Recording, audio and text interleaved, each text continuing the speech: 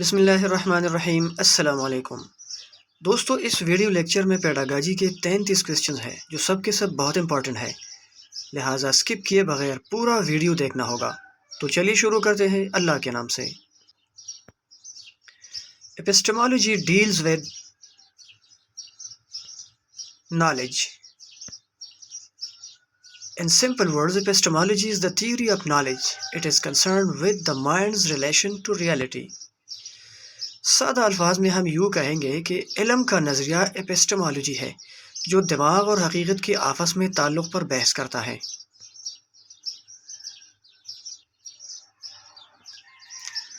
The purpose of integrated curriculum is to decrease the number of books.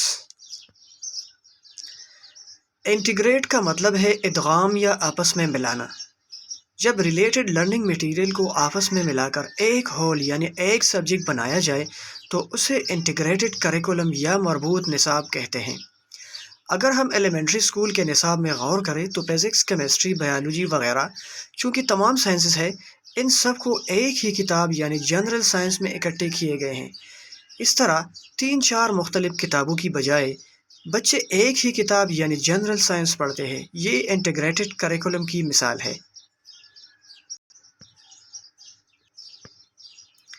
Administration means to look after. عام طور پر انتظامیہ یا administration سے مراد کسی تنظیم، حکومت یا ادارے کے کام کو منظم کرنے یا اس کی نگرانی کرنے کے عمل یا سرگرمی کو کہتے ہیں۔ اس میں پالیسیاں ترتیب دینا، فیصلے کرنا، وسائل مختص کرنا، سرگرمیوں کو مربوط کرنا اور عملے کی نگرانی جیسے کام شامل ہو سکتے ہیں۔ Which one of the following is not a basic component of daily lesson planning? The correct answer of this question is evaluation. Objectives, activities اور ٹرانسلیشن لیسن پلان کا حصہ ہے جبکہ ایوالویشن کوئی اور چیز ہے۔ یہ لیسن پلان کا حصہ نہیں ہوتا۔ Permanent difficulties in learning are investigated in which type of assessment? The correct answer of this question is diagnostic. یعنی کہ بچوں کو پڑھائی کے دوران جو مشکلات بار بار پیش آتے ہیں ان کی تشخیص کے لیے ڈائگنوسٹک اسیسمنٹ استعمال ہوتا ہے۔ The sum of curricular and co-curricular activities is called curriculum. نصابی اور ہم نصابی سرگرمیوں کا مجموعہ کریکولم یا نصاب کہتے ہیں۔ CAI stand for Computer Assisted Instruction. یعنی کہ پڑھائی کا وہ میتھڈ، وہ طریقہ جس میں کمپیوٹر کا بھی استعمال ہو، اسے کمپیوٹر اسسٹڈ انسٹرکشن کہتے ہیں۔ The highest level of cognitive domain is evaluation. Cognitive domain کا سب سے اوپر والا لیول وہ ایوالویشن ہے۔ Positivism philosophy is based on experience. Positivism is the belief that knowledge can be obtained through the objective observations and measurements that experience. Positivism جسے مثبتیت بھی کہتے ہیں، یہ عقیدہ ہے کہ معروضی مشاہدات اور فیمائش یعنی تجربے کے ذریعے علم حاصل کیا جا سکتا ہے۔ The type of administration where the administrator does not perform any action and all the work is done by subordinates is called laissez-faire administration. Administration کا وہ قسم جس میں ایڈمنسٹریٹر یا منتظم خود کچھ نہیں کرتا بلکہ سارا کام اپنے سٹاف یعنی اپنے سبارڈینیٹ سے لیتا ہے، تو اس کو لیسے فیئر ایڈمنسٹریشن کہتے ہیں۔ Employees are fully free in which type of administration? The correct answer of this question is laissez-faire administration. Laissez-faire administration میں امپلائی فری ہوتے ہیں۔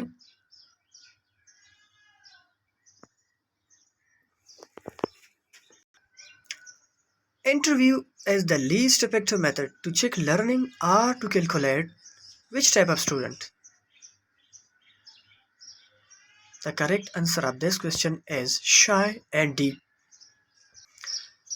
Interview is the least effective method to check learning or evaluate a shy and deep student. شائع اور deep student کی قابلیت جاننے کے لیے انٹرویو کا میتھڈ غیر مؤثر ہے، کیونکہ شائع یا شرمیلا طالب علم سامنا کرنے سے شرماتا ہے، جبکہ ڈیپ یا بہرا اسٹوڈنٹ کچھ سنتا نہیں۔ Private schools were nationalized by Minister Zulfikar Ali Bhutto in 1972۔ Private school کو ذوالفقار علی بھٹو نے 1972 میں نیشنلائز کی، یعنی اس کو قومی تحویل میں دیے گئے۔ Establishment of AIOU that establishment of Allama Iqbal Open University was proposed in plan in 1972۔ Allama Iqbal open university کے قیام کی تجویز 1972 میں پیش کی گئی۔ AIOU was established in May 1974، اور اسی طرح علامہ اقبال اوپن یونیورسٹی کو مئی 1974 میں بنایا گیا۔ Technical education was first of all recommended in the Educational Conference 1947۔ Technical education کی سفارش سب سے پہلے ایجوکیشنل کانفرنس 1947 میں پیش کی گئی۔ فضل الرحمان was the first education minister in the Educational Conference 1947۔ فضل الرحمان پہلا ایجوکیشن منسٹر تھا جس نے ایجوکیشنل کانفرنس 1947 میں شرکت کی۔ Text book board was recommended in the Education Policy 1959۔ Text book board کے قیام کی سفارش سب سے پہلے ایجوکیشن پالیسی 1959 میں پیش کی گئی۔ Free education up to 10th was firstly recommended in National Education Policy 1972۔ 10ویں جماعت تک مفت تعلیم کی سفارش نیشنل ایجوکیشنل پالیسی 1972 میں پیش کی گئی۔ Supervision of school is main responsibility of the headmaster۔ School کی سپرویژن اور نگرانی کا کام ہیڈ ماسٹر کی اہم ذمہ داری ہے۔ If an employee is promoted to upper grade but his salary, allowances and other facilities remain the same as before, then this type of promotion is called which type of promotion? This type of promotion is called horizontal promotion۔ کسی ملازم کا ایسا promotion جس میں اس کی salary اور allowances پہلے کی طرح برقرار رہتے ہیں، اس میں کوئی چینجز نہیں آتے، تو اس قسم کے پروموشن کو ہاریزونٹل پروموشن کہتے ہیں۔ Micro teaching is used to train teachers. Micro teaching ایک قسم کا ٹیچرز ٹریننگ ہے۔ Every system of education is based upon ideology of nation۔ ہر تعلیمی نظام اس قوم کے آئیڈیالوجی یا نظریے پر فوکس کرتی ہیں۔ Adjusting new schemes according to old scheme is called assimilation۔ نئی اسکیموں کو پرانی اسکیموں کے مطابق ایڈجسٹ کرنا assimilation کہلاتا ہے۔ Officers write their views after inspection of an institution in log book۔ افسران ادارے کے معائنے کے بعد اپنے خیالات لاگ بک میں لکھتے ہیں۔